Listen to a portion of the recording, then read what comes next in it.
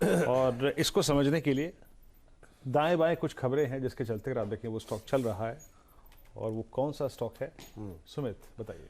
देखिए, आज का इक्का चुनने के लिए मैंने जो कंपनी उठाई है वो है HDFC लाइफ। कुछ बज़ है बाजार में कि ये कोई इंश्योरेंस कारोबार खरीद रहे हैं किसी छोटी कंपनी का, लेकिन ये सिर्फ बज़ है, कोई ऐसी औपचारिकता नहीं आई है कंपनी की तरफ से। खैर, शेयर ऑल टाइम हाई पर है, 757, 770, 775 तक का शायद आज इसने हाई भी बनाया है, और एक बड़े लंबे अंतराल के बाद ये तेजी इसमें बनते हुए दिखाई पड़ रही है। 670, 680 पे घूमता था, सडन स्पाइक आया और आज ये इस तरह से तेजी देखने को मिल रही है। स्क्रीन पे आपके रिटर्न है, इससे आपको आइडिया लग जाएगा शेयर कितना चला है। एक महीने में, एक क्वार्टर में और ईयर टू डेट बहुत अंतर आया नहीं है, सिर्फ 14% के मूव इसमें देखने को मिले। तो ये इंडिकेट करता है कि पूरे साल एक रेंज के अंदर था और अब उस रेंज के अपर एंड पे पहुंचता हुआ दिखाई पड़ रहा है। अच्छा, 2-3 अहम चीजें हैं पहले से जुड़ी हुई। एक, ऑल टाइम हाई पे पहुंचा, मार्केट कैप 1.5 लाख करोड़ के पार पहुंच चुकी है इसकी, और ये 1.5 लाख करोड़ की मार्केट कैप का मतलब होता है ONGC, टेक महिंद्रा, पीडीलाइट, इस तरह की कंपनी, डिविस लैब, इस तरह की जो मेगा कंपनीज हैं उनसे ऊपर अब इसकी मार्केट कैप पहुंचते हुए दिखाई पड़ रही है। तो एक बढ़िया तेजी यहां देखने को मिली है। कल एक प्रेफरेंशियल अलॉटमेंट को लेकर बैठक है कंपनी की, और बाजार में कुछ बज ये भी है कि शायद प्रेफरेंशियल अलॉटमेंट जो है वो प्रीमियम पे होता हुआ दिखाई पड़ सकता है, इसलिए बाजार इसमें तेजी दिखा रहा है। लेकिन सब बज है, अभी ऐसा कुछ भी कंफर्मेशन नहीं है। तो कल के इस भाव पे होता है प्रेफरेंशियल अलॉटमेंट, वो क्रूशियल रहेगा। एक तबका ये भी मान रहा है कि स्टैंडर्ड लाइफ शायद अपना हिस्सा बेचता हुआ दिखाई पड़ेगा, कि 2 बार, पिछले 3 बार से स्टैंडर्ड लाइफ हर तेजी में माल बेचता है। तो एक ऐसी भी बातचीत है कि लास्ट टाइम उन्होंने 678 रुपए के दाम पर हिस्सा बेचा था, तो अभी कहीं ऐसा हिस्सा बेचते हुए ना दिखाई पड़े, तो ये एक और चीज है। तो 3-4 बज है जिसके बीच में ये स्टॉक थोड़ा सा तेजी के अंदर कामकाज कर रहा है। एक बड़ा इंटरेस्टिंग चार्ट आपकी स्क्रीन पर आएगा जिसमें अलग अलग कंपनियों के मार्केट शेयर दिखाई पड़ेंगे। ऑब्वियसली बात है, इंश्योरेंस कंपनी का डोमिनेंट मार्केट शेयर तो है वो LIC के पास ही है, 65%।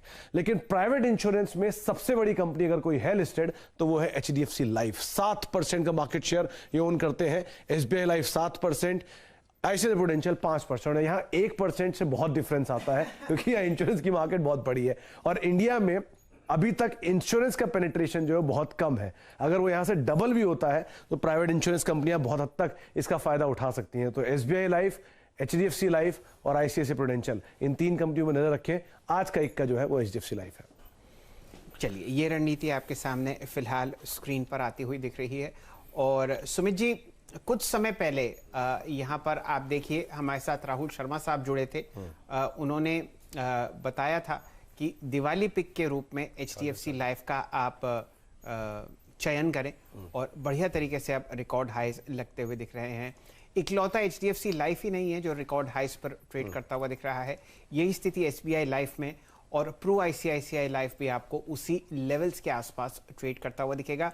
एक री रेटिंग पूरे के पूरे प्राइवेट इंश्योरेंस स्पेस पर होती हुई दिख रही है LIC ऑफ इंडिया के IPO से पहले।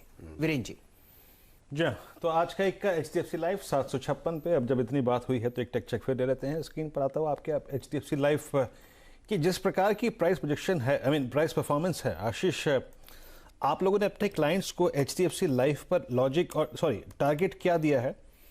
756। और मैं अगर इस चार्ट को देखूं तो स्पेशली इसने जनवरी 2021 से लेकर बड़ी मशक्कत करी है, और ये जो स्लोपिंग डाउनवर्ड चैनल कटी है लगभग 6 महीने की, इसका प्रोजेक्शन इनिशियली क्या बनता है?